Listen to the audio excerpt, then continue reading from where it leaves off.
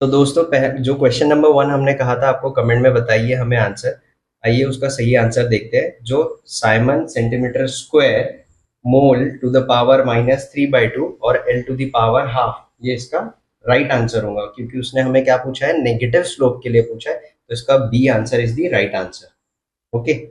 Next जो question number 2 था, उसमें हमारे पास एक ग्राफ दिया हुआ था, ए और बी स्ट्रॉन्ग इलेक्ट्रोलाइट है, वीक इलेक्ट्रोलाइट है, वो पूछ रहा था। तो इसका ऑप्शन जो है ये सी होगा। जो ए होता है ये ऑलवेज वीक इलेक्ट्रोलाइट होता है, क्योंकि ये हमारा एसिड होता है, और जो स्ट्रॉन्ग इलेक्ट्रोलाइट है ये KCl KBr ये हमारा स्ट्रॉन्ग होता है। That is B, strong electrolyte act करेंगे। तो answer option number C. Question number 3 में आते हैं। उसने हमें इनकरेक्ट स्टेटमेंट पूछा था on the basis of these graph. अगर आप देखोगे तो यहाँ पर मल्टीपल ऑप्शंस राइट है, यानी यहाँ पे एक से ज्यादा ऑप्शन राइट है। ए और सी जो है ये इनकरेक्ट स्टेटमेंट है, क्योंकि लेमडा एम नॉट जो है for electrolyte A is obtained by extrapolation. यहाँ पे एक्सट्रापोलेशन नहीं होता है, वो किसके लिए होता है, वो बी के लिए होता है। अगर हम बात करें at infinite dilution the value of degree of dissociation approaches 0 for electrolyte B.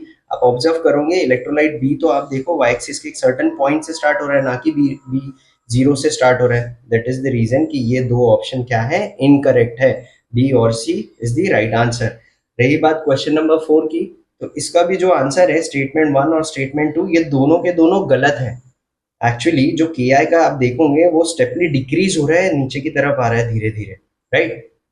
और वही अगर हम बात करें molar conductivity of carbonic acid का, आप जब ऑब्जर्व करेंगे तो मोलार कंडक्टिविटी ये ऊपर से लेके कहाँ की तरफ आ रहा है, नीचे की तरफ। ये भी क्या हो रहा है, डिक्रीज हो रहा है। Thank you.